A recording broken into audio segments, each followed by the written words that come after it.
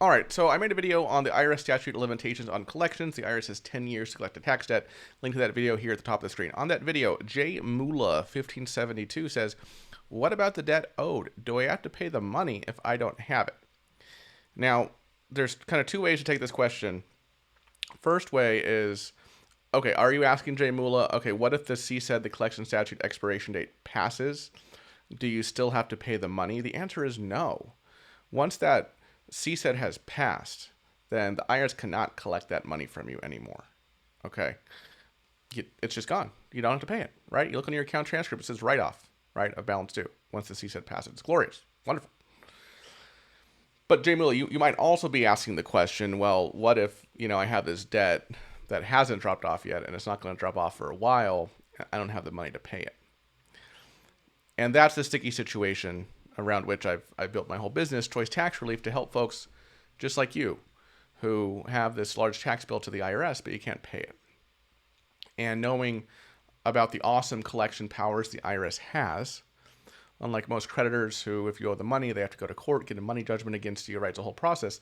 The IRS, as long as they send you sufficient notice, boom, they can just send a notice to your bank, say, hey, pay up, pay us the money, freeze this person's money for 21 days, and then give it to us if they haven't fixed the situation. They could send a notice to your employer basically saying the same thing. Hey, your employee owes us the IRS money, and instead of paying your employee, you got to pay us the IRS. Oh, you can leave them a little bit though. You can leave them like a couple $100 per pay period, but give the rest to us, right? Very scary, very very scary. They can levy your Social Security benefits. They have the legal right to seize your home to satisfy your tax debt. Believe it or not. So what do you do if you have a tax debt to the IRS and you can't pay it? Well, you got to explore your tax resolution options.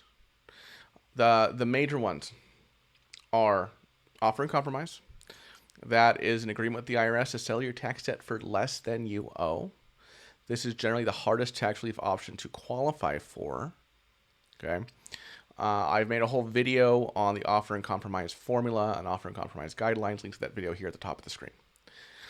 Another option, another hardship-based resolution is called a partial payment installment agreement.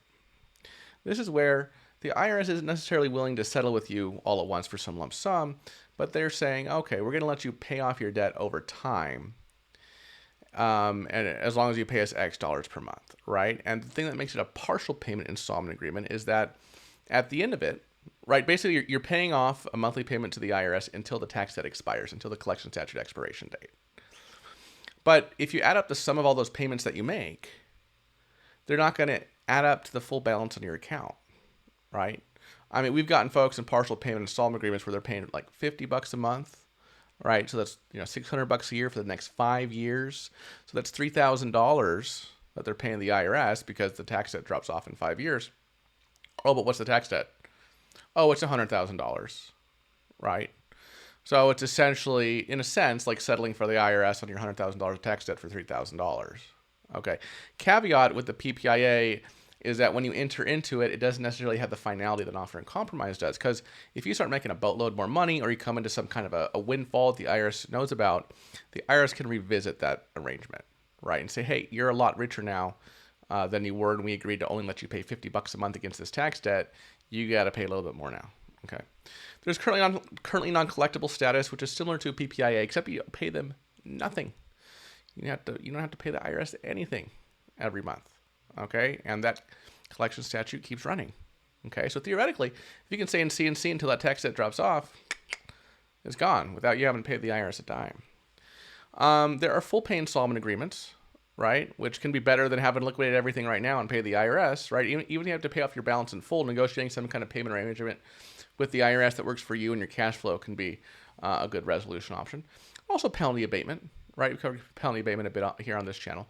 But basically, that's what you're looking at, Jay Mula. If you still have tax debt that hasn't dropped off yet, to prevent the IRS from going after you in those nasty ways, bank levies, wage garnishments, etc., you've got to get into a resolution with them, right? Same thing with your state, right? In states, most states have a 20-year statute to collect instead of a 10-year statute, so states can be even more challenging to work with and more aggressive. Anyway, Jay Mula or anyone else out there, if you're curious about learning more about the major tax debt relief options, check out the video up here at the upper left-hand corner of your screen. If you'd like to schedule a free consultation with Choice Tax Relief, give us a call, 866-8000-TAX. That's 866-8000-829. Or you can visit us at choicetaxrelief.com. Fill out the form on our website, and we will reach out to you. Thank you so much for watching, everybody. I'll see you in the next video. Bye-bye.